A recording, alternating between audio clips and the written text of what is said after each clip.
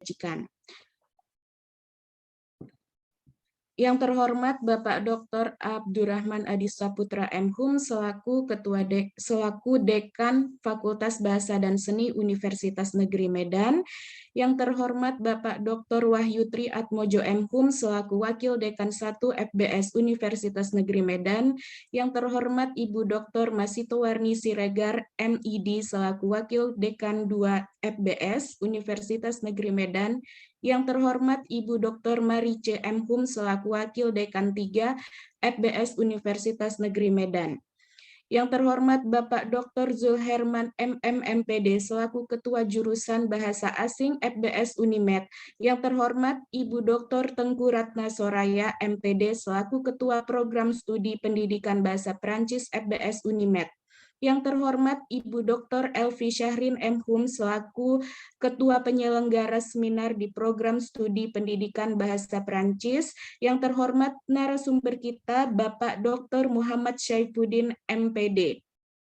Serta yang terhormat Bapak dan Ibu peserta webinar series pada siang hari ini yang pada pagi hari ini yang berbahagia. Maaf. Alhamdulillah puji syukur kita panjatkan karena berkat rahmatnya kita masih bisa berkumpul untuk bersama-sama menimba ilmu dari narasumber kita yang luar biasa. Meski harus dilakukan secara online pada 22 Juli 2022. Semoga kita tetap selalu sehat. Acara ini merupakan acara untuk yang kesekian kalinya dari serangkaian webinar yang akan diselenggarakan oleh Prodi Pendidikan Bahasa Perancis FBS Unimed di setiap bulannya. Webinar kali ini mengusung tema konektivitas perguruan tinggi dan dunia profesional dalam kurikulum MBKM. Studi kasus Prodi Pendidikan Bahasa Perancis UNES. Berikut ini saya bacakan susunan acaranya. Sambutan oleh Ketua Penyelenggara Webinar Ibu Dr. Elvi Syahrin MHum, kemudian sambutan dan pembukaan acara oleh Wakil Dekan 3 Ibu Dr. Marice MHum, kemudian pemaparan materi oleh narasumber sekaligus diskusi dan tanya jawab, kemudian yang terakhir penutupan oleh Ketua Jurusan Bahasa Asing Bapak Dr. Zulherman MMMPD.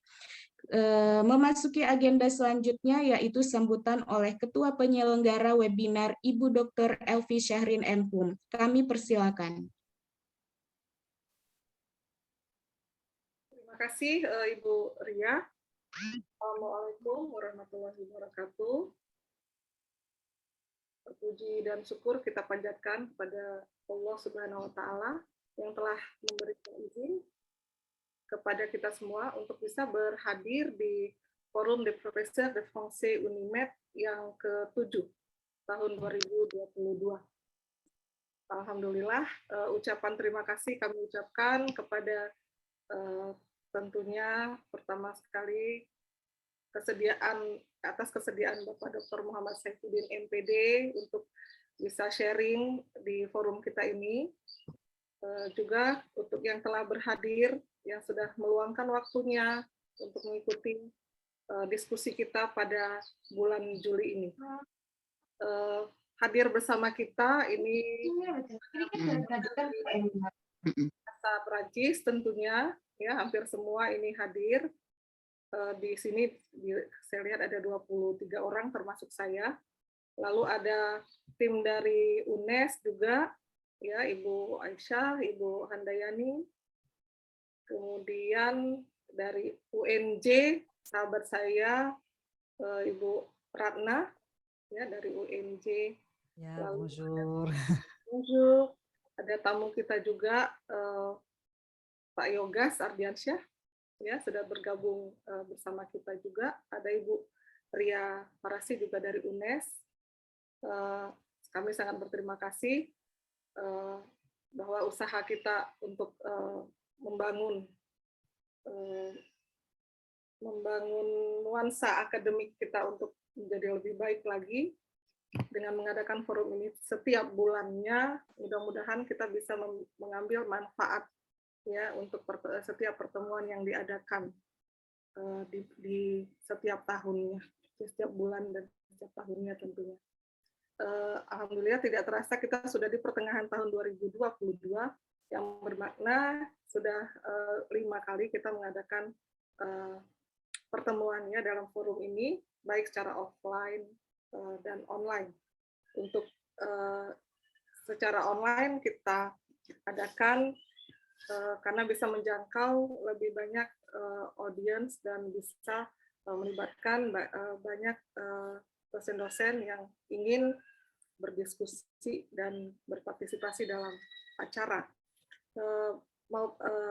Adapun kalau secara offline kita adakan untuk dosen-dosen yang kebetulan bisa berhadir yang ada di kota Medan saja tentunya. Ya, tapi kita akan mengusahakan setiap pertemuannya akan diselang-seling gitu ya, jadi offline, dan online begitu. Di sini juga kami mau menyampaikan, kami juga welcome ya untuk Bapak dan Ibu dosen yang ingin menyampaikan makalahnya atau membentang makalah untuk didiskusikan di forum kita. Ya, kita akan menjadwal untuk sementara ini sudah sampai di bulan Desember 2022 itu sudah ada, tapi kita akan mencatatkan untuk tahun 2023 masih dibuka kesempatan bagi Bapak Ibu yang ingin menyampaikan makalahnya atau untuk menyampaikan ide-ide yang tentunya akan bermanfaat bagi kita sebagai dosen atau sebagai pengajar di bahasa Perancis ini. Baiklah, untuk tidak berpanjang kata, ya forum kita hari ini akan mengangkat masalah yang memang sedang tren ya tentang MBKM yang sangat hot dan sangat sangat banyak dibicarakan dan juga banyak membingungkan kita juga ya karena sebagai hal yang baru ya. Di kesempatan ini Pak Dr. Muhammad Saifuddin akan sharing kepada kita pengalaman beliau sebagai kaprodi di Pendidikan Bahasa Prancis UNES ya, yang telah melakukan menjalankan program ini bersama-sama juga dengan mahasiswanya di UNES. Ya, mungkin kita akan mendengarkan dalam waktu beberapa menit ke depan tentang sharing tentang pengalaman beliau. Untuk tidak berpanjang kalam, saya ucapkan kembali lagi terima kasih kepada yang telah menyediakan waktu untuk berhadir. Selamat berdiskusi, ya, bon discussion. Terima kasih. Saya kembalikan ke Ibu Ria. Terima kasih, Madam Elpi. Selanjutnya, kita akan mendengarkan sambutan dari Ibu Wakil Dekan 3 FBS, Dr. Marice M. Hum. Kami persilakan waktunya, Ibu Dr. Marice M. Hum.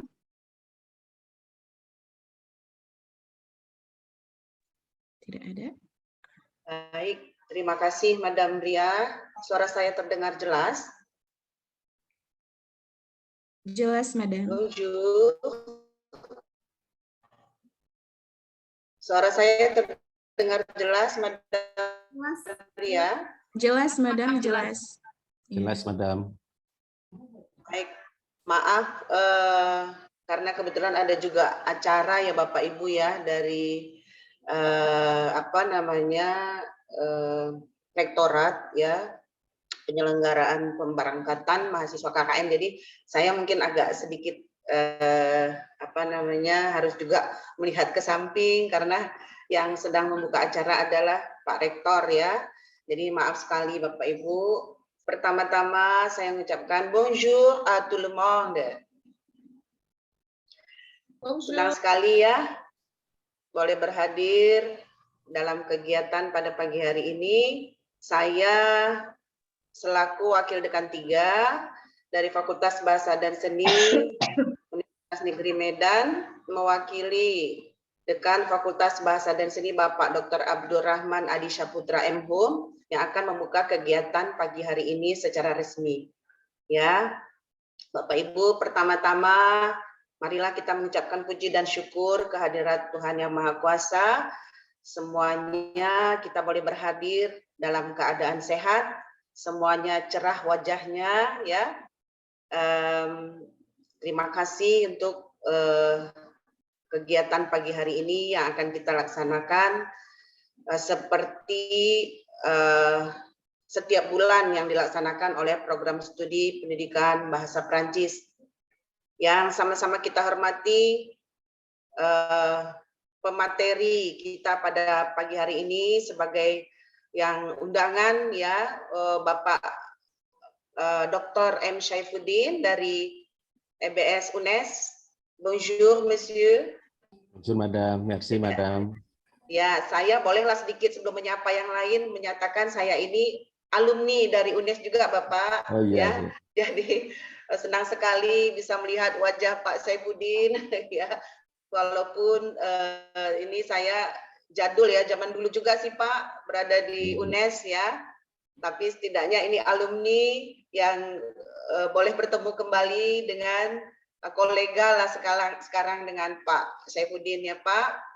Pada masa Ambar saya berada di UNES ya. Titip salam untuk Bu Dekan Urip ya, Mbak Urip itu kakak kelas saya waktu itu.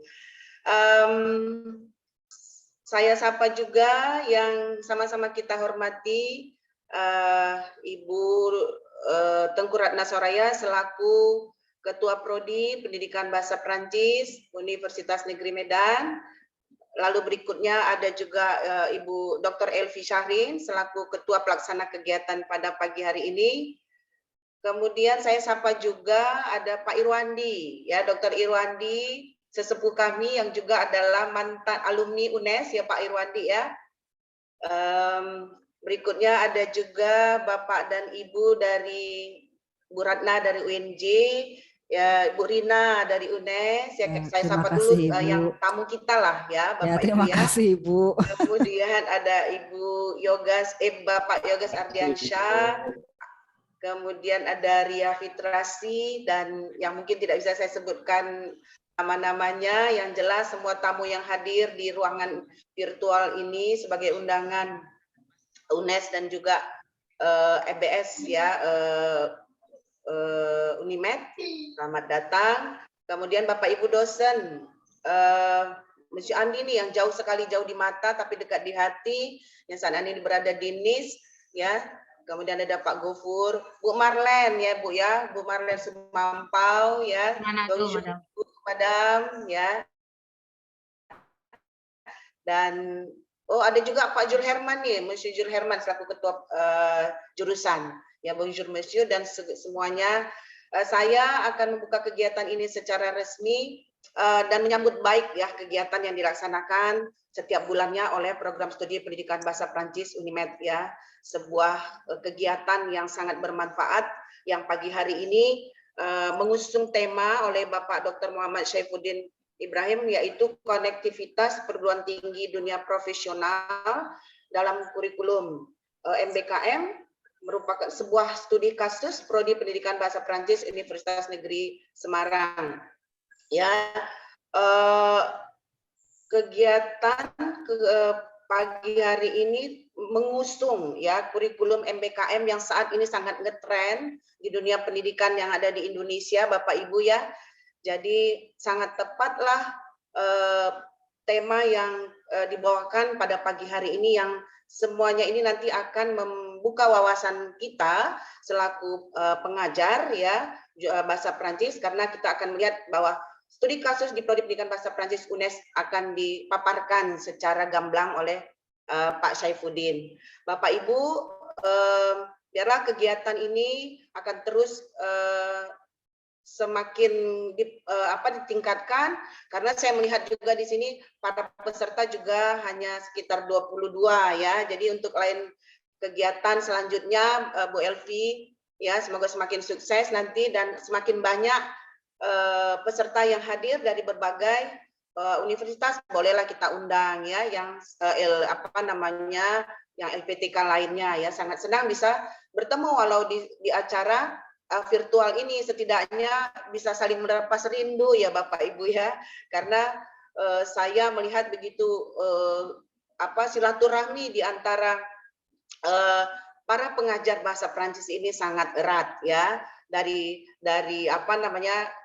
Sumatera sampai ke Papua sana ataupun ke Manado ya Bapak Ibu ya, itu sangat akrab.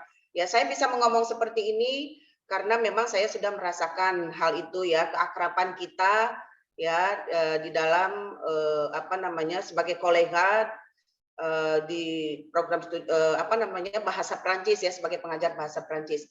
Jadi Bapak Ibu, kegiatan ini diharapkan sekali dapat kita ikuti dari awal sampai akhir nanti, dan atas nama Dekan Fakultas Bahasa dan Seni Bapak Dr. Abdurrahman Adi Saputra Menhum, kegiatan Forum Dosen Prodi Prancis Universitas Negeri Medan pada hari ini Juli 22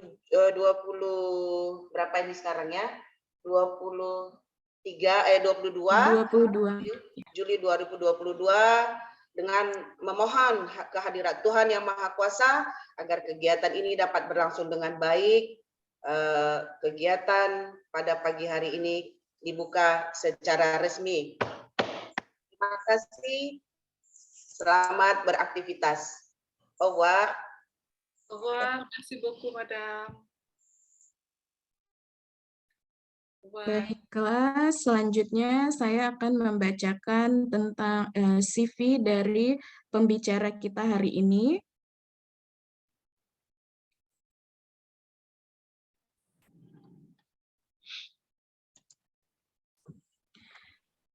Bapak Dr. Muhammad Saifuddin MPD bin Muhlisin merupakan dosen di program studi S1 Pendidikan Bahasa Perancis Universitas Negeri Semarang. Lahir di Pemalang tanggal 7 Oktober 1978.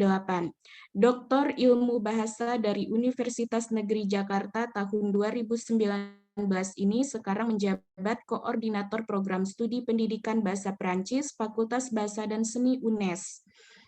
Beberapa publikasi ilmiah yang pernah ditulis di Jurnal Lembar Ilmu Kependidikan UNES Vol 40 tahun 2011, yaitu praktik simulasi global dalam keterampilan berbicara untuk keberhasilan mahasiswa pada tes internasional bahasa Perancis Delft. Language Circle Journal Vol 5 2011. Analyse sémiotique de la nouvelle ligne de soi de François Sagan. Jurnal Abdimas Vol 17 tahun 2012. Selanjutnya publikasi dalam bentuk buku terjemahan dengan judul Strategi Pembelajaran Bahasa Asing, diterbitkan oleh CV Cipta Prima Nusantara Semarang 2012 bersama teman-teman program pendidikan bahasa S3 Universitas Negeri Jakarta menerbitkan kompilasi artikel dengan judul Teori Pembelajaran Bahasa Suatu Catatan Singkat, diterbitkan oleh penerbit Garuda Waca pada tahun 2015, dan tentang sastra orkestrasi teori dan pembelajarannya tahun 2018. Strategi pembelajaran bahasa asing di era milenial, penerbit Cipta Prima Nusantara Semarang tahun 2019. Sastra Kebahagiaan Kajian Psikologis Positif dalam Karya Sastra 2020 diterbitkan Geraha Ilmu Yogyakarta.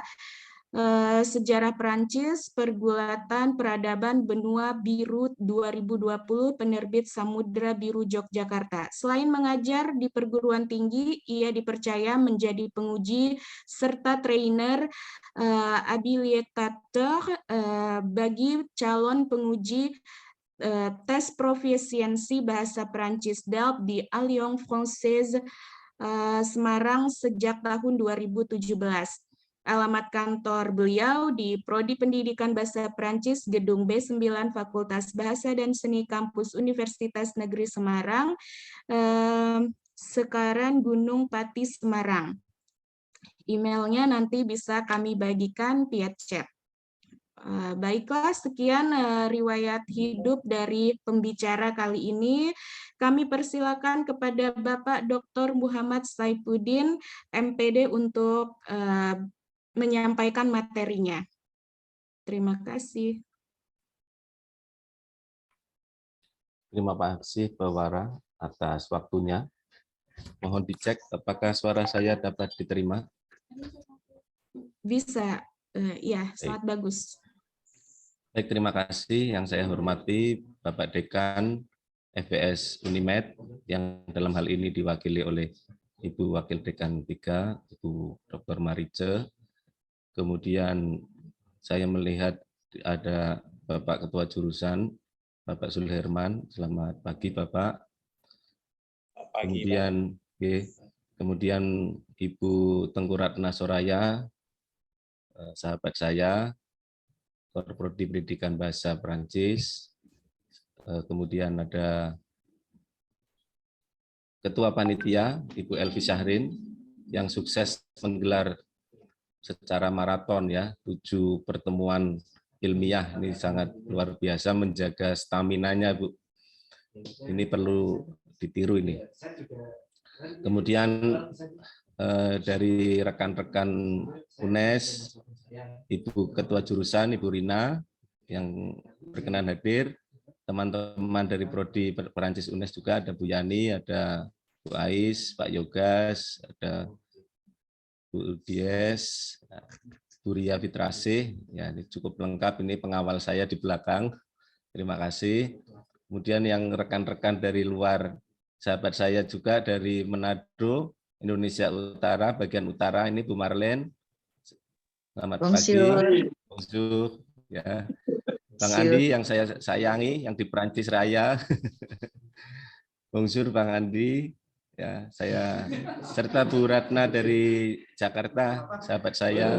Ya, semangat ya Pak Saif. Ini Pak Abdul Ghafur, ini juga sahabat saya semua yang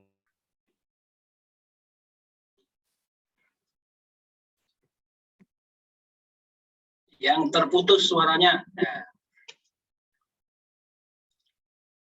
Oke, mungkin jaringan masih belum berpihak. Kita tunggu ya, Bapak Ibu. slide saya.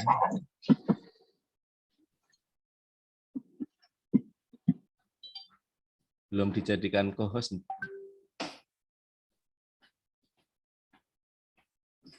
Oke, sebentar.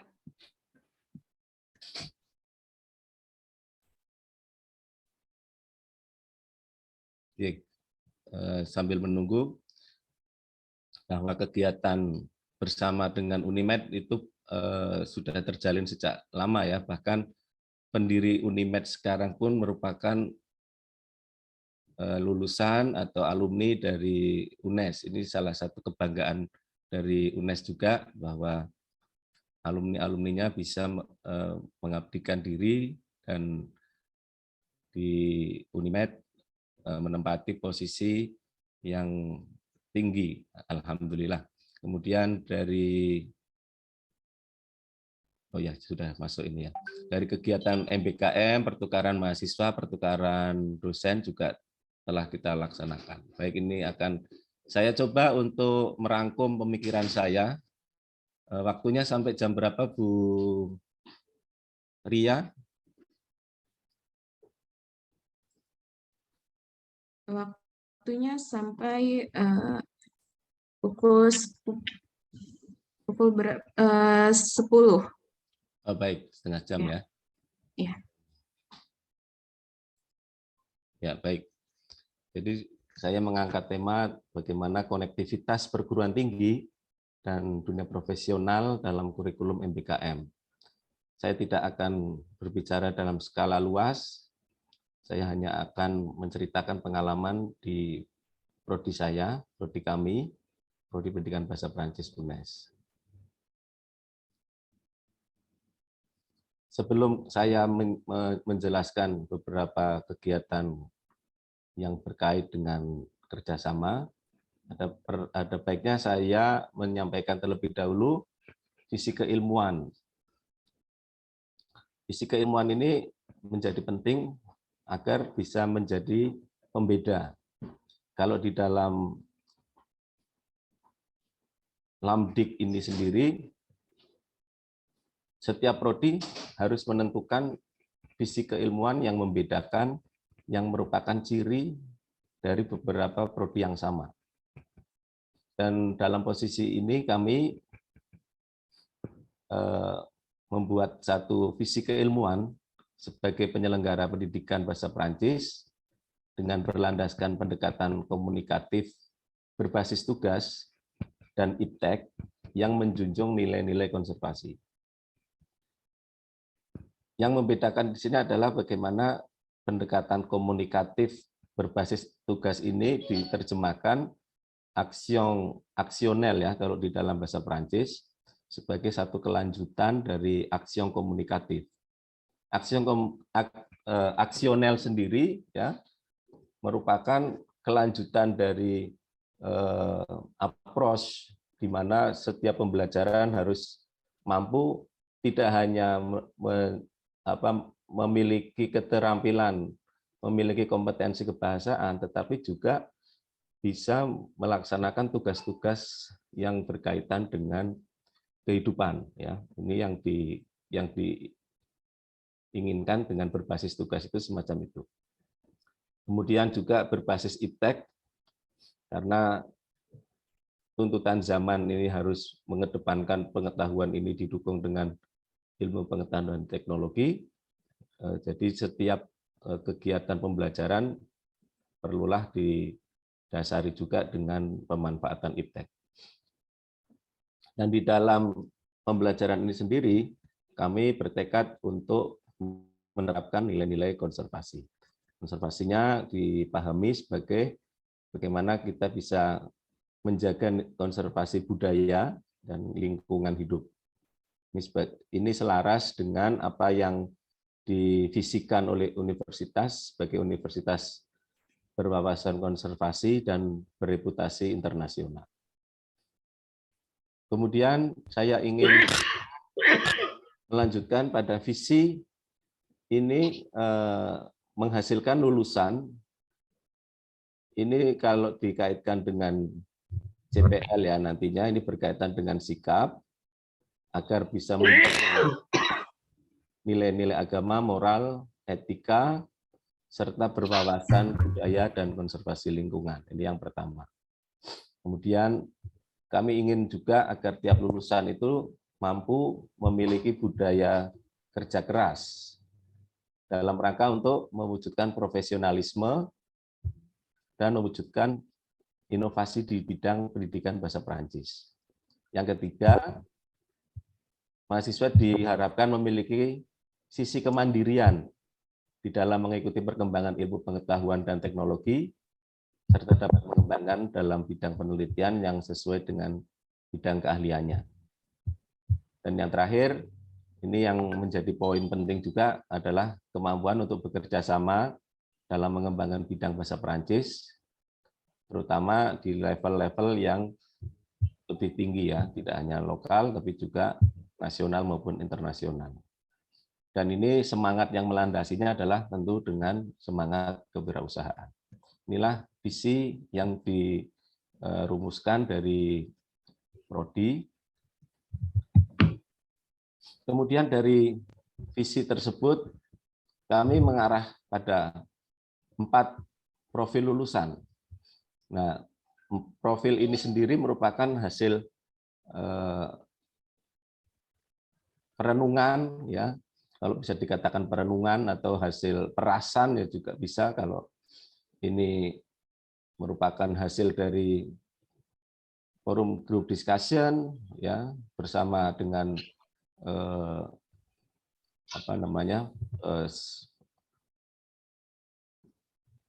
pemangku kebijakan ya, pemangku kebijakan, alumni, supaya bisa melihat istilahnya itu market sinyal ya, bagaimana pangsa pasar bahasa Perancis itu seperti apa. Kemudian dikaitkan juga dengan bagaimana perkembangan ilmu pengetahuan. Ini akhirnya kami mengerucut pada empat profil lulusan, di mana yang utama adalah sebagai tenaga pendidik bahasa Perancis. Tenaga pendidik bahasa Perancis itu tentu saja menjadi pengajar, dan kami menyiapkan agar para mahasiswa ini memiliki kemampuan, keterampilan dalam penguasaan bahasa Perancis. Kalau standarnya sekarang di WBA, dan kami juga akan meluncurkan program penguatan ya, terutama untuk mahasiswa yang memiliki prestasi bagus agar bisa mencapai niveau B2. Ini langkah-langkah ini dilakukan karena memang di TV misalkan kalau rekrutmen ini harus bisa minimal sampai B2. Nah, ini tentu saja kita menyiapkan keterampilan di dalam kemampuan di dalam kebahasaan itu sendiri, serta bagaimana keterampilan mengajar. Ini juga menjadi 2 poin utama ya di dalam profil lulusan sebagai pendidik bahasa Prancis. Nah, selain profil lulusan yang menghasilkan pengajar ini, kami juga berkomitmen agar lulusan ini juga bisa merambah di bidang lain, terutama yang berkaitan dengan turisme, ya, pariwisata, public relation atau bidang kesekretariatan dan penerjemahan. Keempat bidang inilah yang akan kami eksplor dan sudah beberapa dilaksanakan. Ya, ini ada matriksnya dari 4 bidang tersebut. Misalkan pengejawantahannya adalah bidang pendidikan pengajaran yang dirumuskan menjadi UNES Lantip, di mana mahasiswa akan mengadakan praktek lapangan persekolahan ya. Ini lebih panjang dari biasanya. Biasanya 40 hari, sekarang sudah 3 bulan. Nah, ini dilanjutkan juga dengan KKN 3 bulan, serta mahasiswa mendapatkan rekognisi untuk mata kuliah pengembangan prodi.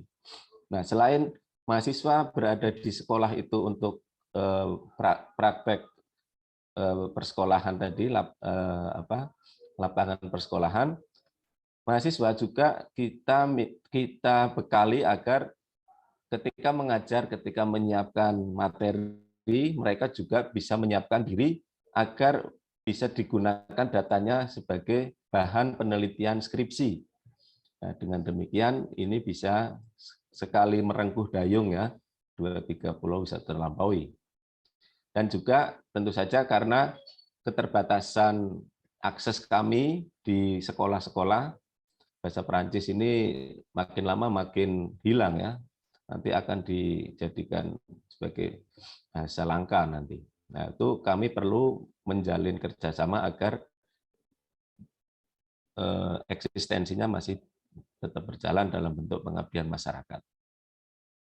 Kemudian pada bidang turisme, ini ada kegiatan magang, ada praktisi mengajar, demikian juga pada penerjemahan dan kesekretariatan. Nah, berikut ini akan saya kupas satu persatu ya. Nah, misalkan pada bidang pendidikan tadi, di Jawa Tengah itu sebetulnya ada 100 ya. Kalau data dari tahun 2013 itu datanya guru bahasa Perancis di Jawa Tengah itu ada 100 orang. Nah, ini lama-kelamaan itu akan mengalami penurunan. Nah, dari Jawa Tengah itu yang digunakan pada praktek mahasiswa mengajar itu hanya 10 SMA. Karena memang di dalam praktek mengajar di sebuah sekolah, tentu saja tidak hanya bahasa Perancis, tetapi harus melibatkan dari beberapa mata kuliah. Kemudian di dalam PLP sendiri, ya, sebagaimana Bapak Ibu sudah ketahui bersama, mereka akan mengadakan observasi, asistensi mengajar, maupun bagaimana mengelola administrasi bidang pendidikan. Ini sesuatu yang baru ya, apalagi sekarang dengan kurikulum merdeka yang memiliki banyak variasi di dalam kegiatan pengadministrasiannya ini. Ini saya banyak belajar juga ketika membimbing PLP ini. Nah, ini kemudian yang membedakan di dalam kegiatan PLP itu sendiri ada proyek dalam rangka profil pelajar Pancasila. Nah, ini bagaimana mewujudkannya.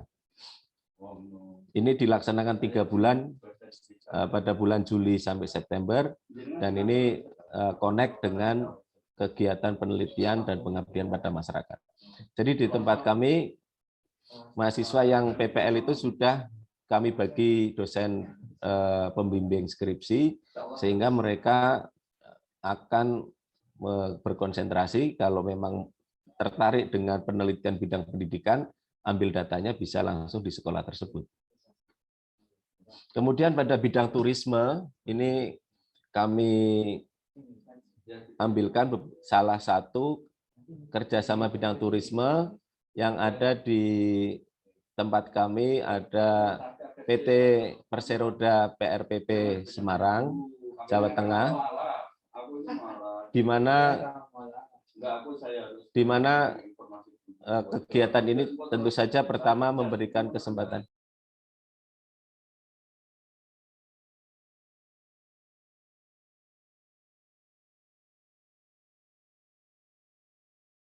Ya, maaf, ini ada pembicaraan di luar.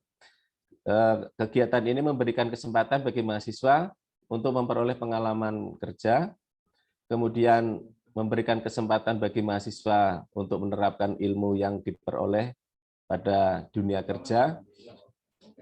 Nah, misalkan di dalam PT PRPP ini mereka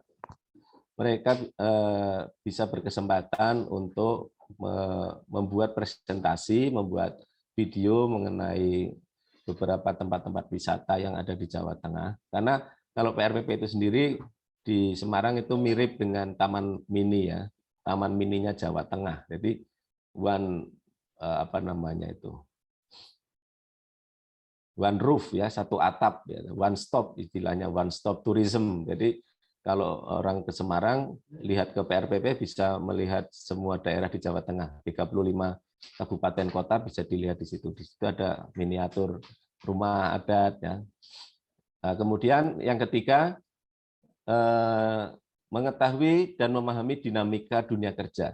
Karena kalau di awang-awang ya, kalau bisa dikatakan belajar di perguruan tinggi kan hanya teori, tidak tahu bagaimana seluk-beluk memperoleh pekerjaan, bagaimana lingkungan. Untuk itu mereka agar bisa menggunakan kesempatan tersebut untuk dinamika.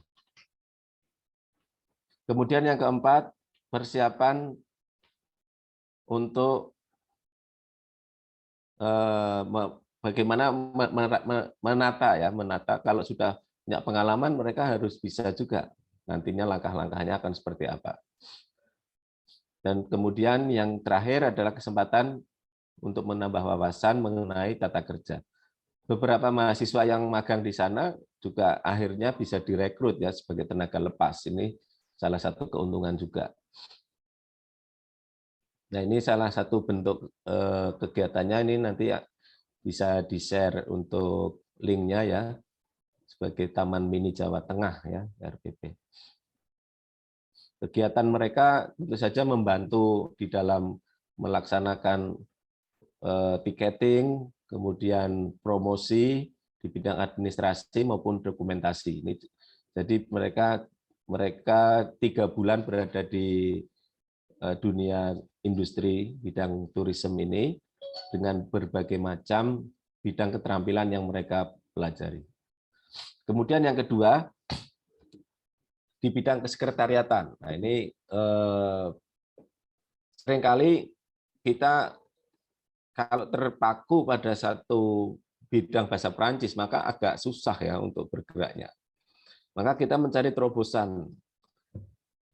Yang diterima di dunia kerja itu kebanyakan pada bidang-bidang yang berkaitan dengan public speaking ataupun customer service. Sehingga dari situ kami menambahkan mata kuliah komunikasi profesional. Nah, ini di antara kita juga sudah ada juga ya sosok pengajarnya itu Bu Elvi Syahrin juga sebagai praktisi dengan background beliau yang pernah bekerja di lingkungan profesional, sehingga ini sangat cocok ya kita tampilkan pada mata kuliah komunikasi profesional ini selaku praktisi mengajar. Kemudian selain dari praktisi itu juga dari bidang public relation, customer service, event organizer, pernah kita undang juga untuk memberikan materi, sehingga mahasiswa itu memiliki wawasan secara lebih luas yang di dalam bidang kesekretariatan ini, sehingga mereka bisa mempersiapkan. Di dalam praktek perkuliahan ini mereka juga menyiapkan beberapa video presentasi bisnis ya, sehingga membekali mereka di dalam nantinya bisa mengkomunikasikan ide-ide ini. Kemudian kegiatan bidang sekretariatan ini juga kita jalin dengan magang di berbagai instansi pemerintah. Misalnya di Balai Bahasa di Jawa Tengah itu kami pernah mengirimkan 5 mahasiswa dengan proyek penerjemahan cerita anak. Ya, ini juga dalam bahasa Perancis, ini juga sangat bagus ya. Jadi cerita bahasa Perancis tapi dalam bahasa Indonesia. Sumbernya bahasa Perancis diterjemahkan dalam bahasa Indonesia. Ini dari pusat pusat bahasa bidang bahasa ya di Jawa Tengah. Nah, ketika mereka sudah selesai mengikuti magang itu, mereka akan mempresentasikan hasilnya pada mata kuliah fungsional. Mereka akan berbagi ritme kerja mereka apa tugas mereka, apa yang mereka hasilkan. Sehingga di dalam perkuliahan ini mereka akan saling menemukan, oh ada satu poin penting di dalam pembelajaran magang itu, ternyata mereka menemukan sesuatu, dan ini bisa dibagi dalam satu kelas. Ini kita alokasikan menjadi 3 SKS. Kemudian yang kerjasama bidang penerjemahan, kami juga merasa bahwa bidang ini memiliki potensi untuk dikembangkan, mengingat beberapa alumni juga menekuni bidang ini, serta mitra dari penerjemah profesional juga cukup akrab sehingga kita bisa memasukkan beliau. Misalkan di sini ada Bu Andina selaku penerjemah profesional di Yogyakarta. Bu Andina ini salah satu praktisi ya, memiliki usaha juga di bidang penerjemahan, terutama penerjemahan untuk dokumen-dokumen resmi. Kemudian ada Bapak Eka Kurniawan, ini selaku penerbit ya, penulis buku juga, sastrawan, kita undang juga untuk berbicara.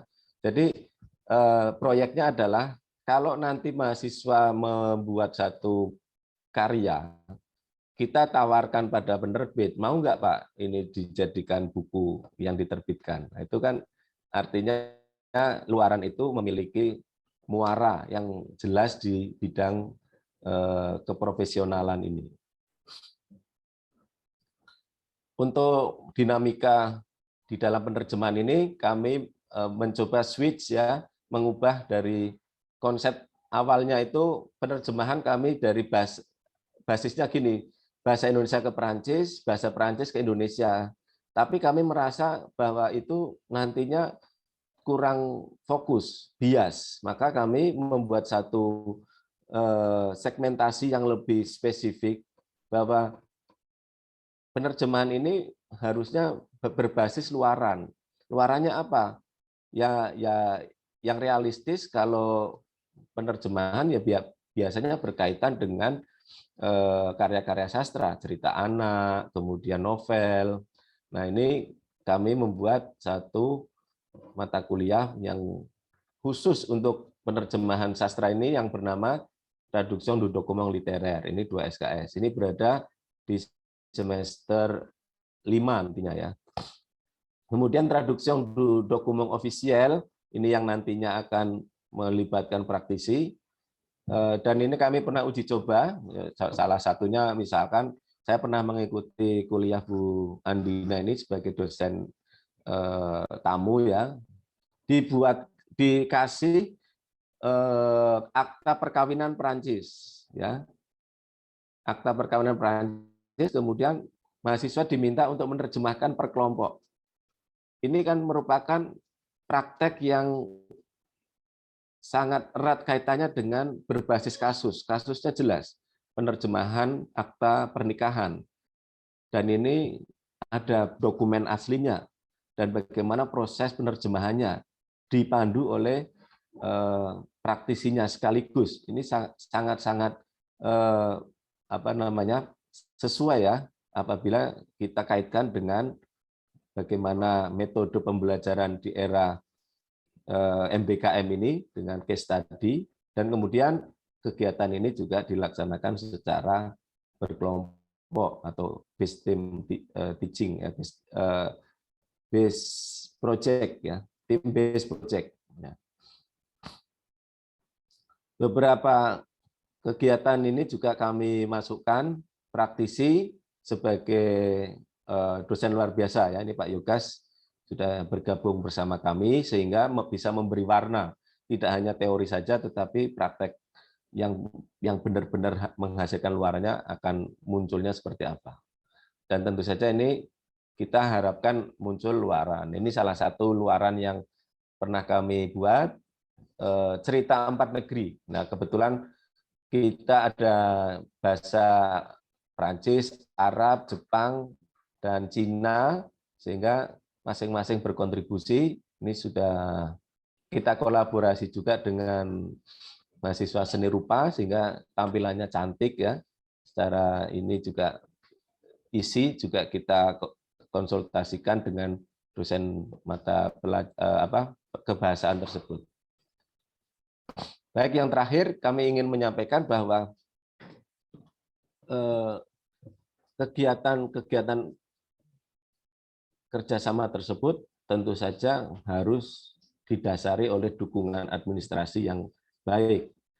Karena era sekarang ini harus tercatat, kerjasama harus tercatat, laporan IKU ya itu juga harus tercatat. Maka dari lembaga, dari UNES telah menyediakan sebuah dukungan yang nantinya bisa memudahkan bagi praktisi sendiri maupun bagi lembaga kami agar bisa membuat pencatatan, pelaporan, ya, evaluasi secara terukur. Yang dibutuhkan adalah perjanjian kerjasama, baik itu MOA, ya, kalau MOU tingkat universitas, kalau MOA nanti tingkat fakultas, dan IA atau implementasi kegiatan kerjasama. Kemudian yang kedua, kelengkapan administrasi praktisi. Ini yang sudah kita mintai, misalkan dari Bu Elvi kemarin mengirimkan ijazah, ya, KTP, ya banyak ya Bu ya, CV, foto. Saya sampai, wah Bu, maaf ini permohonannya banyak. Ini agar apa? Memiliki dasar hukum yang kuat. Jadi praktisi itu juga terbukti ada dukungan administrasi yang tepat. Nah, selanjutnya nanti akan dimasukkan ke dalam sistem administrasi kerjasama dan sistem administrasi akademik. Nah, ini tampilannya ya di lembaga kami, setiap kerjasama kita buatkan satu SIM kerjasama, dan ini nanti bisa dilihat baik berdasarkan MOU-nya atau kerjasama unit. Nah, ini kebetulan yang saya screenshot ini yang kerjasama unit. Misalkan di sini dengan PRPP yang tadi ya. Jadi kita melaksanakan kegiatan juga ada dasar hukumnya juga di sini. Kemudian dengan Yale University, misalkan ini pada pengajaran BIPA, ini kebetulan mahasiswa kami 2 orang mengajar bahasa Indonesia di Yale University. Ini program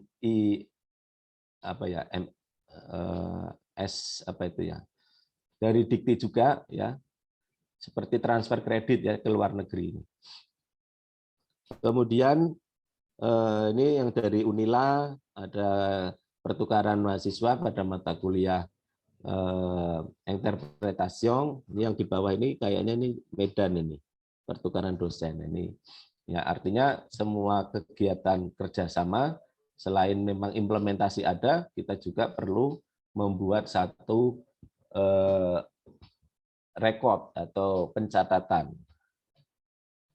Kemudian sistem setelah data itu di bidang akademik terekam, itu gampang mau diarahkan kemana.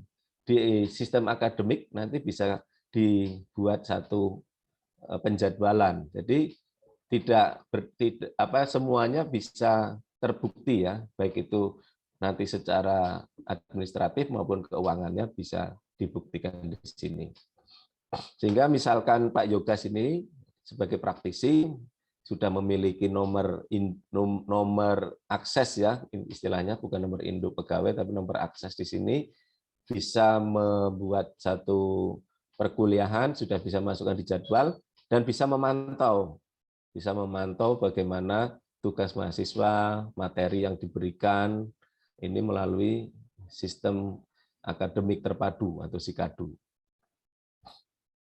Baik, Bapak Ibu yang berbahagia, sebagai akhir saya bisa membuat satu penutup bahwa pelaksanaan kerjasama kurikulum MBKM di Prodi Pendidikan Bahasa Perancis UNES ini makin merekatkan hubungan kerjasama baik itu dengan mitra perguruan tinggi yang dalam hal ini ex-IKIP ya, serta dunia usaha, dunia industri dan lembaga atau DUDIL. Kemudian yang kedua, kami juga memiliki satu keuntungan ya dengan adanya sistem MBKM kerjasama ini, bisa mewarnai, bisa memperbaiki ya, dan bisa menyelaraskan kurikulum UNES yang akhirnya bisa menjawab market sinyal ya, maupun perkembangan pengetahuan tersebut. Yang ketiga, praktisi yang datang mengajar di dalam kampus itu juga menambah bobot ya kurikulum yang mana nantinya akan bisa menggunakan metode pemecahan kasus dan proyek bersama. Keuntungan ini juga dikaitkan dengan IKU ya, bagaimana praktisi mengajar itu bisa tercatat. Dan yang terakhir, magang itu sendiri memberikan dampak positif bagi mahasiswa karena mereka bisa memiliki pengalaman relasi dan juga yang terpenting adalah soft skill. Terima kasih bahwa kerjasama tentu saja membutuhkan berbagai unsur ya, bagaimana ide, kreativitas maupun bisnis itu sendiri bisa agar tetap berjalan. Demikian paparan dari saya. Mohon maaf apabila ada kekurangan. Wabillahi wal hidayah. Assalamualaikum warahmatullahi wabarakatuh. Waalaikumsalam warahmatullahi wabarakatuh.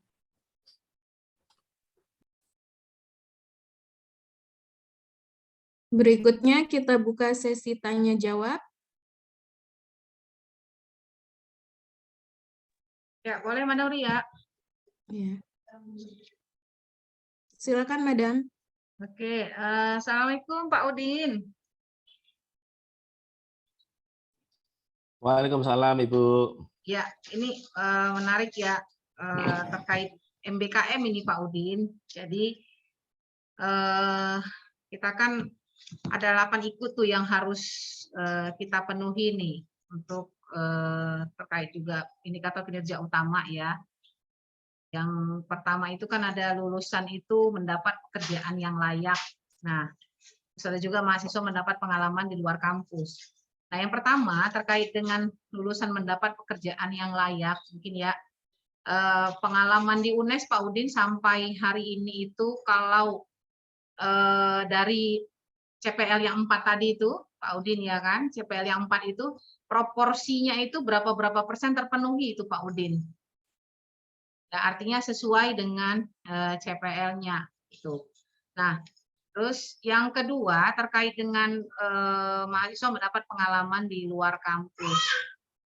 Nah, yang dilakukan UNES itu ya terkait misalnya kalau kita kayak PLP, KKN, magang itu kan sudah seperti rutin lah yang kita laksanakan. Nah, kalau dia ada nggak misalnya kita buat kegiatan, ada nggak di UNES itu yang dibuat tuh yang dia magangnya itu memang terstruktur gitu dengan target sebagai penerjemah. Artinya setelah mengikuti kegiatan itu, anak-anak itu akan menerima apa namanya surat keterangan atau apa namanya ya surat keterangan pendamping ijazah bahwa memang dia itu sudah memenuhi kriteria sebagai penerjemah pemula misalnya gitu Pak Udin. Enggak di UNES sudah sampai tahap seperti itu atau tidak? Mungkin itu dulu ya Pak Udin, Madam Ria, silakan.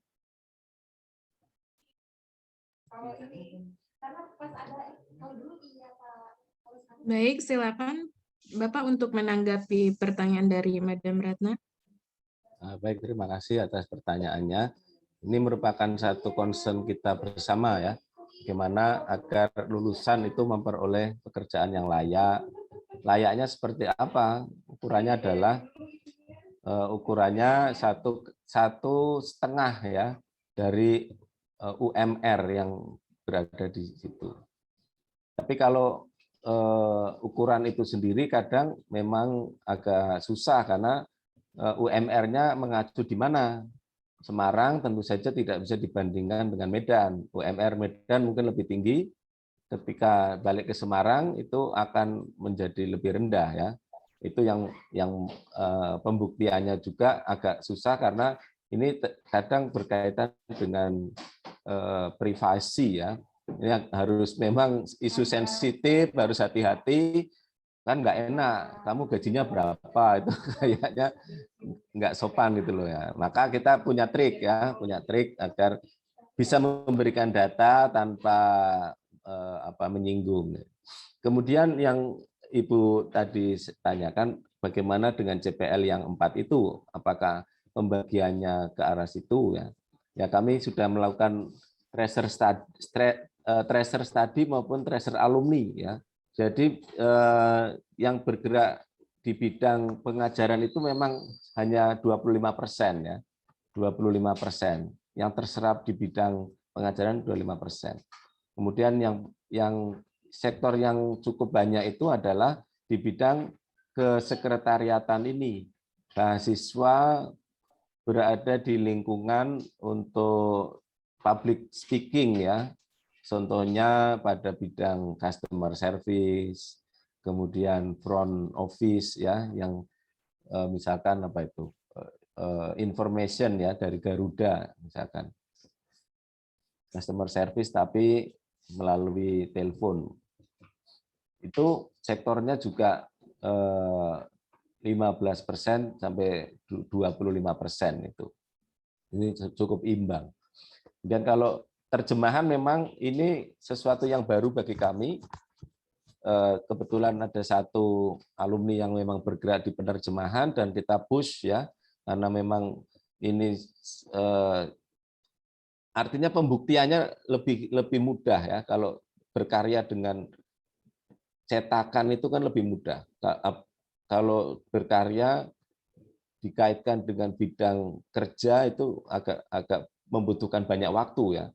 Maka kami ini memang belum menampakkan ya Bu, penerjemahan belum menampakkan lulusannya bergerak ke arah situ. Dan ini juga kalau dikaitkan dengan pertanyaan kedua, apakah sudah ada program yang secara spesifik mengarah ke situ ya? Belum. Makanya kami ini kan berlangsung semester 4 itu mereka dapat pengenalan penerjemahan itu konsep de la traduction dulu. Kemudian semester 5 itu mereka akan mendapatkan penerjemahan bidang sastra. Nah, nanti di semester 6 yang kami rencanakan itu MBKM murni, 20 SKS, itu akan kami bagi. Satu angkatan itu rencana loh ini, masih rencana.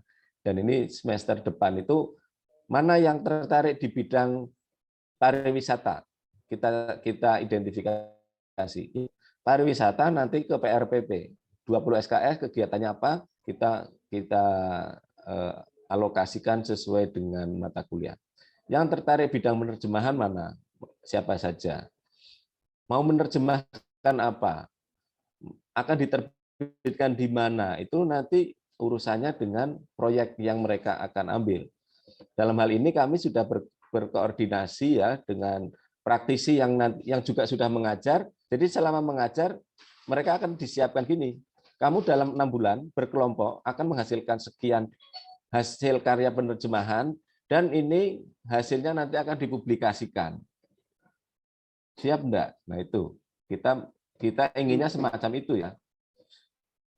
Sehingga yang amanat dari MBKM itu sendiri agar menghasilkan luaran itu benar-benar bisa kita capai.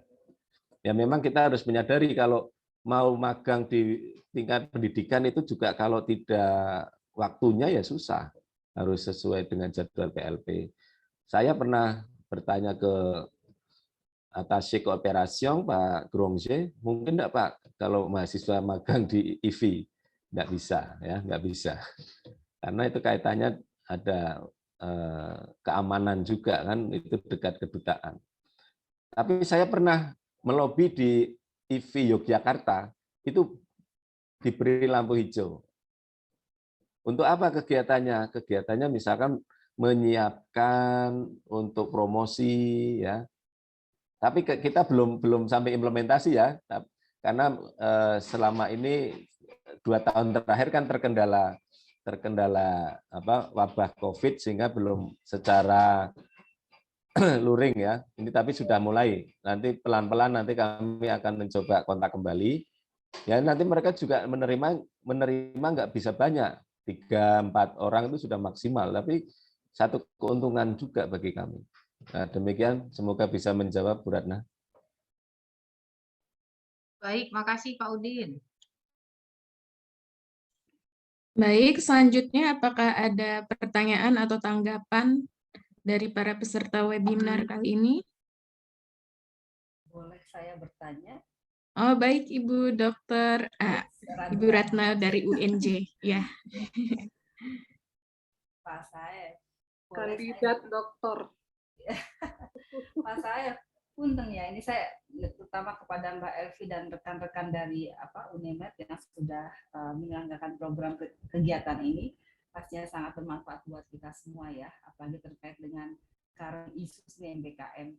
Pak Saif bisa tolong dikirim ditampilkan lagi slide terkait dengan magang yang ada 4 poin tadi, terutama tentang yang turisme.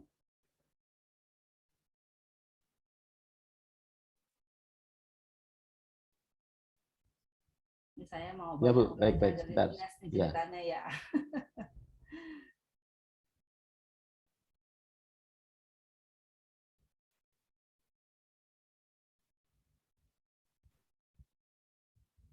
Ini ya Bu, ya turisme ya Bu. Iya. Ya, ini kan kalau saya lihat tadi ada 4 bidang kerjasama ya.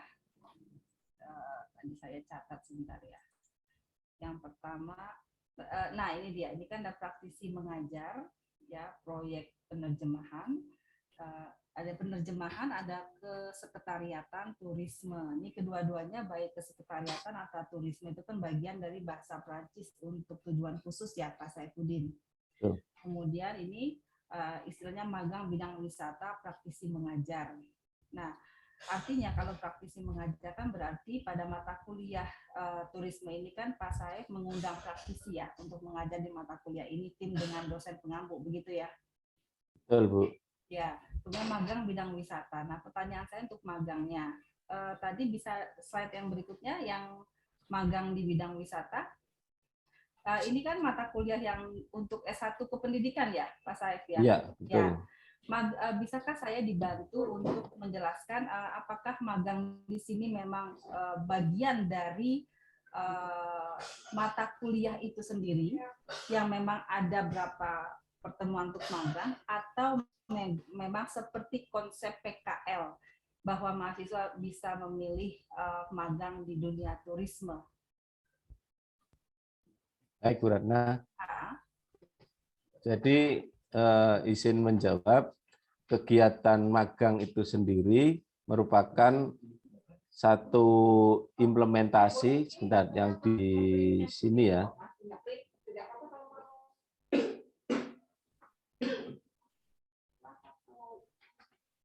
Bentar. Ini Bu, ya. jadi kaitannya magang di sini dengan di sini Bu, sekretariat di sini, bahwa mereka memanfaatkan waktu liburan semester untuk magang di instansi. Keuntungannya bagi kami, mereka akan membuat IA, ya, implementation arrangement itu, dan itu nanti kami dokumentasikan di SIM kerjasama. Hasil dari kegiatan magang itu bisa mereka tampilkan di mata kuliah fungsional. Khusus untuk yang di sini, ini karena memang kami dapat hibah KSKI ya, MBKM ini, maka kami danai mahasiswa itu sebanyak 6 orang untuk 3 bulan magang di Grand Maero Koco ini. Jadi ini memang program khusus. Program yang regulernya nanti ya seperti ini, seperti PKL itu sendiri ya. Ini memang tidak masuk di dalam mata kuliah magang ya, nggak ada. Jadi magang itu ya hanya apa ya, kegiatan di luar, tetapi nantinya hasilnya itu bisa dipresentasikan pada frongse fungsional. Namanya saja frongse fungsional, walaupun isinya tidak melulu frongse kan. Yang ingin kita kejar di sini adalah bagaimana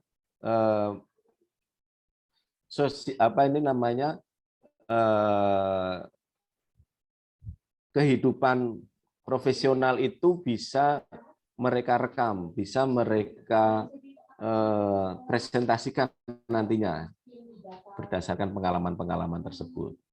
Demikian Bu Ratna.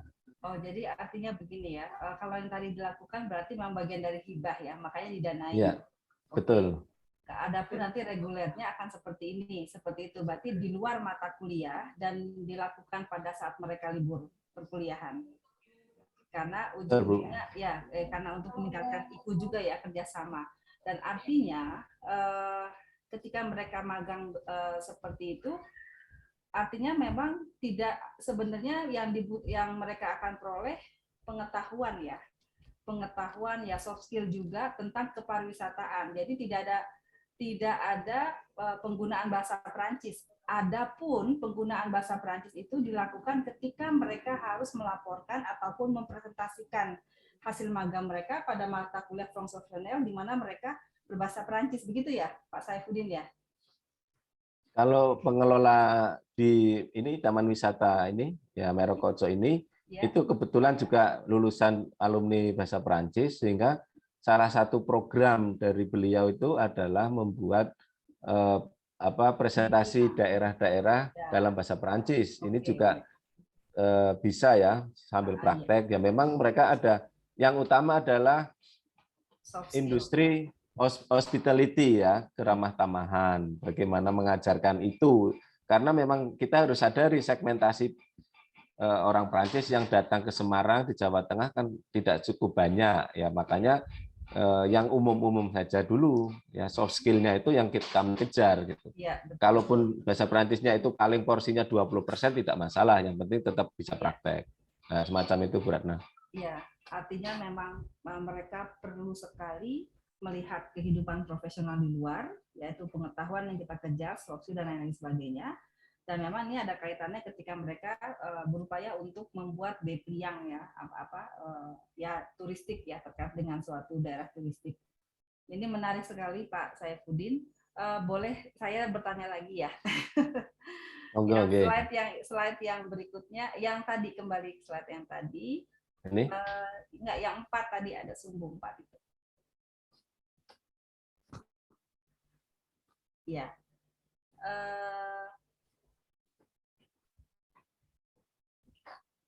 Nah, ini public speaking dan terkait yang public speaking ya. Apakah di UNES ada mata kuliah public speaking? public speaking menjadi bagian dari mata kuliah yang dinamakan komunikasi profesional. Oke. Ini Bu, Ya. kita tambahkan Bu. Ya, ya. Apakah ada kaitannya Perancis? Ya kita kait-kaitkan. Ya. Kenapa? Research tadi itu bicara bahwa di bidang pelayanan publik itu terserap ke situ. Dan kita juga bisa dalam tanda kutip memanfaatkan alumni-alumni yang bekerja di situ sebagai praktisi yang ikut mengajar. Iya. Semacam itu Bu Ratna. Betul-betul, karena pada kurikulum yang terbaru pada 2021 ketika kami melakukan pengembangan kurikulum berbasis TIK yang mengintegrasikan juga outcome based education OB, kemudian kita menambah 21 dan sebagainya, kami juga ada mata kuliah public speaking nih. Makanya tertarik sekali, mungkin nanti kita bisa berdiskusi kembali terkait nanti mata kuliah komunikasi profesional seperti itu. Kemudian boleh lagi kembali ke tadi Pak Saifuddin, ini kan kita belajar ya dari UNES intinya seperti itu. Kemudian pendidikan dan ini udah ini ya yang sudah kita lakukan. Oh PLP sudah. Itu di sana namanya udah PLP ya? PLP Bu. Oh, tadinya iya. PPL ya. PPL sekarang PLP. PKM kalau di kita kemudian PLP. Ya. Ya. Kalau pengabdian masyarakat sejauh ini saya mau tanya ya Pak Saifuddin, untuk di prodi Pak Saifuddin sendiri pengabdian masyarakat tuh sudah saatnya sudah mengembang kemana saja, maksudnya sudah melibatkan mitra apa saja gitu. Kan kita seringnya dengan MGMP gitu ya Pak Saifuddin. Ya. Saya ingin tahu apakah ada daerah binaan, misalnya daerah binaan, saya satu daerah menjadi daerah binaan di fakultas, atau mungkin prodi sendiri punya daerah binaan atau bagaimana, dan dalam bentuk seperti apa pengabdiannya? Baik Ibu, yang memang utama kami kerjasama dengan MGMP, biasanya dalam bidang seminar atau misalkan mendiskusikan program-program administratif yang berkaitan dengan pembelajaran kayak gitu ya. Tapi selain itu juga kami kemarin dengan PRPP ya, yang dengan perusahaan ini kami kerjasama pengabdian juga didanai oleh fakultas, dan ini dalam kaitannya untuk mengembang. Ini tidak bahasa Perancis tapi agak umum ya, pengembangan promosi pariwisata yang bagi kalangan milenial. Jadi kita segmentasinya itu kalau core-nya itu tetap tourism ya, tapi dia pengabdiannya pada bagaimana membuat video publikasi yang bisa diterima oleh kalangan milenial.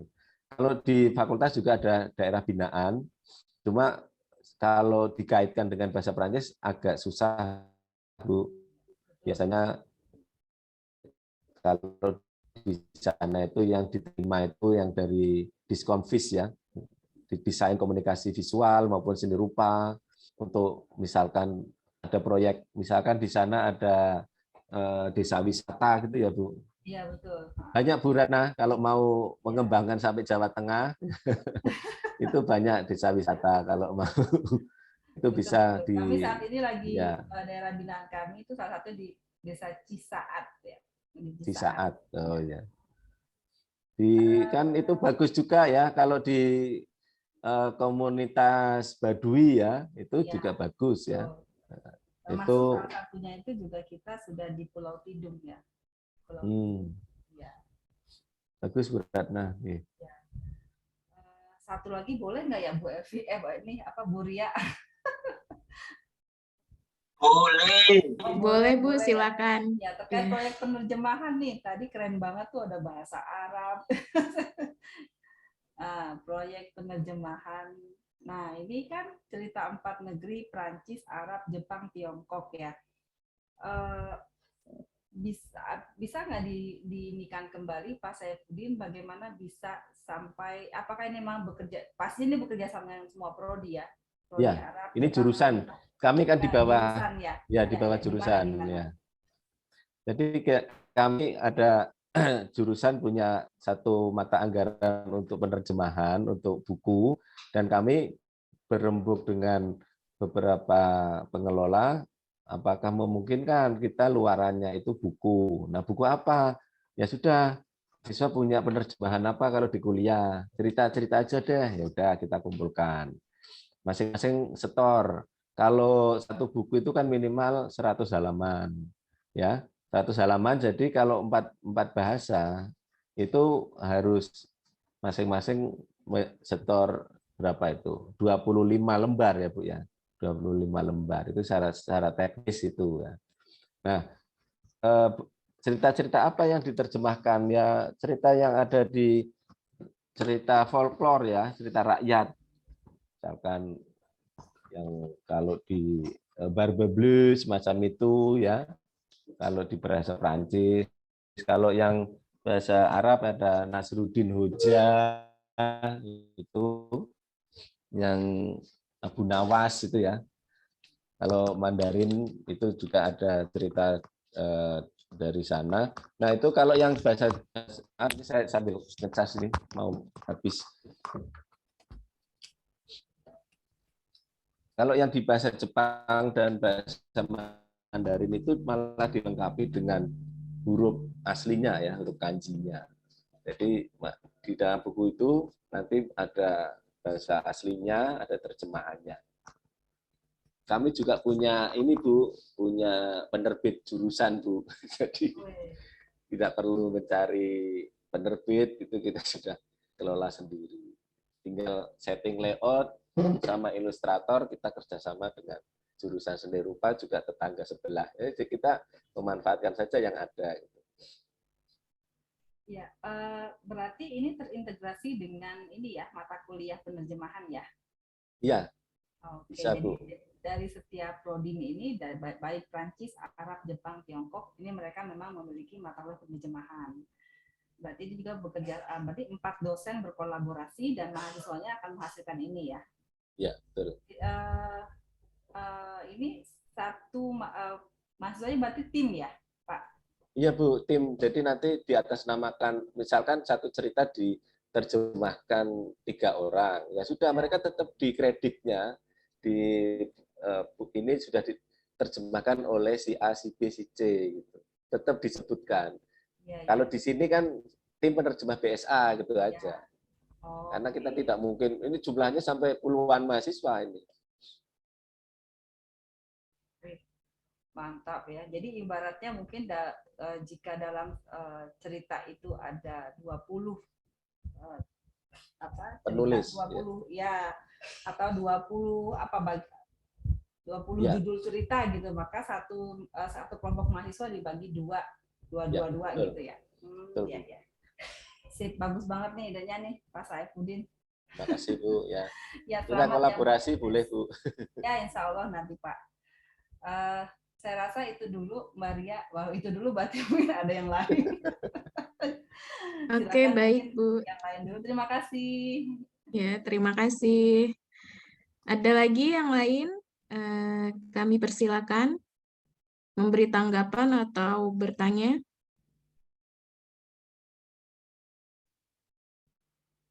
Tidak ada?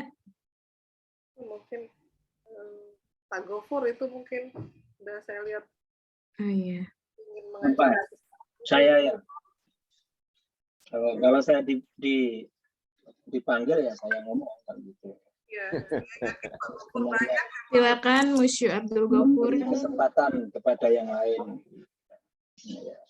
Tadi Pak Saif mengatakan bahwa buku itu minimal 100 gitu kan. Nggak sampai Pak itu sebenarnya. Ya 49 halaman itu sudah boleh itu. Dari halaman 1 sampai 49 itu kata UNESCO. Tapi ya penerbit kadang-kadang minta lebih dari itu. Tapi pada dasarnya 49 halaman itu sudah bisa untuk diterbitkan. Dan saya memang tertarik dengan apa yang sudah dilakukan oleh UNES tadi, komplit dari seluruh bagian itu sudah disusun dengan baik dan direncanakan dengan baik. Ya, cuma saya tadi melihat dari visi keilmuannya yang berfokus ke pendidikan kan gitu kan, tenaga kependidikan. Lalu pada saat masuk ke CPL mulai melebar gitu. Kan mulai melebar gitu kan, akhirnya kan keluar juga kesekretariatan, pariwisata, penerjemahan dan sebagainya. Apakah itu nggak terlalu luas, andaikan visi keilmuannya hanya difokuskan di kependidikan? Itu hanya tanggapan saja ya, karena memang kalau kita lihat tujuan dari KKN ini kan dalam rangka untuk mengatasi keterserapan lulusan di dunia kerja, kan itu tujuannya. Maka sebenarnya kita diberikan kebebasan untuk menyusun CPL itu sebebas-bebasnya sesuai dengan analisis terhadap hasil tracer study itu, kemudian market signal, scientific vision, dan university value, kan gitu. Nah, tadi kita lihat dari scientific vision-nya itu hanya fokus ke pengajaran, tetapi pada CPL mulai melebar dia. Barangkali ini hanya komentar saja. Apakah visinya tidak perlu diubah dulu, agak luas sedikit gitu, visinya itu ya, agak luas sedikit sehingga barang yang dimasukkan itu tercover gitu. Saya khawatir wadah besarnya itu kecil, tapi yang dimasukin banyak, lebih besar gitu, daripada wadah besarnya. Gitu. Itu aja tanggapan saya, Pak Saif. Nah, terima kasih. Pak Gofur ini konsultan kami ya untuk kurikulum. Jadi apa yang dikatakan memang nanti akan menjadi bahan masukan ya. Tapi memang di dalam ini satu konsep ya, kita di sini boleh konsep. Ya, ketika Pak Gofur tadi wadahnya harus besar, tetapi di dalam tuntutan ya, terutama di dalam bagaimana visi keilmuan itu harus lebih spesifik mengarah kemana, dan ini juga dikaitkan dengan akreditasi prodi, itu memang kita harus memilih, Pak. Teman-teman semua yang nanti akan mengalami akreditasi Lamdik itu siap-siap bahwa prodi itu tidak memiliki visi dan misi ya. Prodi hanya memiliki visi keilmuan, dan itu hanya yaitu universitas maupun fakultas. Sehingga kita dengan satu frekuensi ya dengan visi misinya fakultas universitas harus memiliki penciri. Nah, itu yang sulit. Apakah di dalam penciri itu sendiri hal-hal yang sifatnya teknis akan masuk? Saya kira tidak bisa. Ya. Itu tergantung interpretasi juga. Ya. Kalau istilah orang Semarang ya masih ayelable ya, masih bisa diayel itu istilahnya. Tapi kami, ya betul, kami sangat berterima kasih. Pak Gofur ini sambil curhat juga ya. Jadi untuk depan, untuk memperbaiki yang kurikulum OB ini, kami akan membuat sesi khusus ya. Tentunya Pak Gofur nanti siap untuk membantu kami. Insya Allah. Ya. Monggo Bu Ria. Baik, apakah ada lagi yang ingin bertanya atau memberi tanggapan? Jumat. Semarang udah siang. Oke, baiklah. Kalau begitu kita tutup saja acaranya, Madam Elvi. Baik, ya, karena waktu di Semarang dan di Medan itu sebenarnya sama, tapi waktu sholatnya Semarang lebih dulu. Selisih 1 jam. Selisih 1 jam. WIB ya kan Pak? Waktu sholatnya. Oke. Bu Ria, Oke. tutup, tapi kita yang akan menutup itu Bapak Monsieur Zulherman, ya. Baiklah, kepada Bapak Dr. Zulherman MMPD kami persilakan untuk menutup acara kali ini. Ya, baik. Terima kasih, Bu Ria, selaku pembawa acara. Bismillahirrahmanirrahim. Assalamualaikum warahmatullahi wabarakatuh. Waalaikumsalam warahmatullahi wabarakatuh. Ya, kita bersyukur kepada Allah SWT, ya, Tuhan yang Maha Kuasa, atas izinnya telah terselenggara kegiatan diskusi ya, webinar pertemuan dosen bahasa Prancis, Prodi Prancis, UNIMED khususnya, dan yang lainnya yang banyak bergabung pada hari ini. Ini merupakan pertemuan atau kegiatan yang ke-7 ya, yang langsung diurus atau dikemanandi oleh Madam Dr. Elvi Sahrin, ya, di bawah koordinasi Kaprodi tentunya Ibu Dr. Tengku Ratna MPD.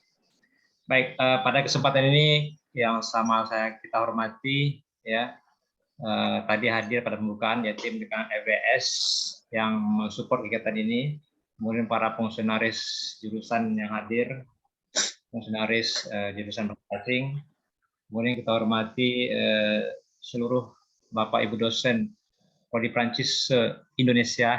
Saya nggak bisa satu-satu namanya sini, tapi cukup banyak hadir hari ini. Ya, Senin kali ini banyak dihadiri oleh dosen luar nih.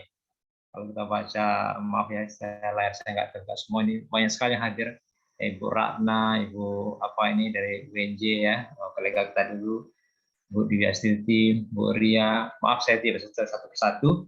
Dan tadi banyak sekali dari tim Pak Saipudin ya yang hadir ya. Ini saya rasa karena tampil Pak Saipudin langsung ya ikut-ikut semua ini luar biasa. Yang dari jauh ini ada rekan lama saya Ibu Marlen ya, Marlen dari Unima ya. Marlen selamat berjumpa. Maaf secara pribadi kami pernah kontak langsung waktu di UNJ ya. Nah ini sebuah hal yang sangat kita banggakan, kegiatan ini bisa di samping meningkatkan kualitas keilmuan kita, profesionalisme kita di bidang bahasa Prancis dan lainnya. Hal ini kurikulum juga meningkatkan silaturahim kita ya selaku pengajar ya di jurusan bahasa asing khususnya Prodi Prancis. Luar biasa. Mudah-mudahan ini memberikan manfaat tentunya terhadap pengembangan karir kita sebagai dosen, profesional kerja kita. Tadi disebut bahwa ini berhubungan dengan konektivitas kurikulum dengan dunia kerja ya dalam konteks kampus merdeka. Tentu saja ini berada dalam salah satu capaian yang 8 IQ itu. Kita ketahui bersama ada 8 IQ, indikator kinerja utama yang harus kita capai melalui kegiatan kampus merdeka. Ya, di sini diikuti bagi 3, yaitu kualitas dosen, kualitas lulusan maksud kami, kualitas dosen dan kurikulum. Nah, ini merupakan bagian kelompok IQ yang ketiga ya, karena IQ yang 8 itu bagi 3, kualitas lulusan, kualitas dosen dan kualitas kurikulum dan pembelajaran. Nah, 3 kelompok besar itu dipecah menjadi 8 IQ. Nah, mudah-mudahan ini bermanfaat dan terus terang aja ini memberikan inspirasi bagi kita semua, khususnya Prodi Prancis di EBS UNIMED atas pencapaian materi oleh Bapak Dr. Muhammad Saifuddin ya dari UNES ya, merupakan Kaprodi di sana. Terima kasih Bapak Ibu, Ibu Ria selaku MC, Ibu Dr. Elvi Sahrin sebagai penanggung jawab acara, dan Ibu Dr. Tengku Ratna MPD sebagai Ketua Prancis di EBS, dan buat kita semua yang hadir ya yang telah mensukseskan acara ini. Mudah-mudahan ini bermanfaat dan saya tutup secara resmi atas nama Prodi Bahasa Asing kegiatan yang luar biasa ini. Billahi taufik wal hidayah. Assalamualaikum warahmatullahi wabarakatuh. Waalaikumsalam warahmatullahi wabarakatuh. Terima kasih. Baik. Bapak Ibu jangan lupa diisi link presensinya. Ya. Baiklah, terima kasih untuk webinar kita kali ini. Merci beaucoup et au revoir. Au revoir. Terima kasih Pak Udin, Madam Marlen. Merci Madam Ratna, Madam Ratna, Madam Marlen. Iya, Madam Marlen. Madam Sri Handayani. Ya. Siapa lagi nih yang Pak Subur. Rina dari Oh, ada Pak Rina. Subur ya.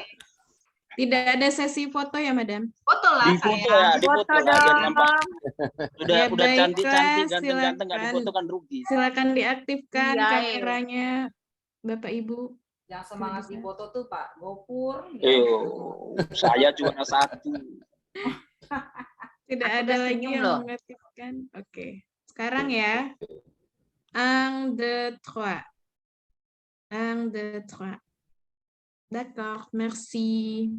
Udah. Jangan lupa langsung diupload di Facebook ya. Jangan lupa Madam Ratna diupload di Facebook. Wey, ampun, dah Facebooker banget nih.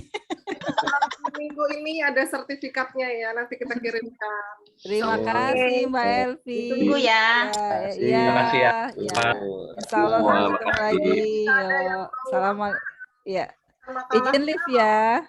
Boleh kita terima, kita masukkan ke daftar ya untuk 2023. Slotnya masih kosong. Ayo.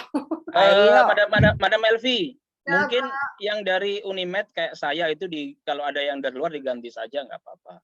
Oh gitu. Jadi Jadi kita masukkan dulu yang dari luar untuk pengayaan. Jadi biar lebih kaya lagi gitu. ya kalau Saya kan izin dari Pak Gofur karena Ya. Pak Gofur udah untuk Oktober ya. Oke, bisa. Ya, diganti dulu siapa nanti yang mau masuk di Oktober, di jadwal saya bisa diisi oleh yang lain. Lagi webinar Bang. Pak Gofur. Jadi di 2022 masih ada 1 slot yang kosong di Oktober, dan di 2023 itu dari Januari sampai Desember kita buka. Silakan Bapak Ibu yang berminat, karena ini memang untuk dari kita dan untuk kita juga ya, biar untuk pengembangan bersama ya gitu. Oke, Bu Ria mungkin bisa dari Bu Ria aja ditutup ya. Ya, langsung di end dari admin ini ya. Dari Bukan Ria, Ya, udah, Madam udah. hostnya. Ya, oke. Saya ini sampai jumpa lagi ya. Ya, sama-sama. Yo, makasih, Pak sehat-sehat Said. semua ya. Sama-sama. Assalamualaikum. Waalaikumsalam warahmatullahi wabarakatuh.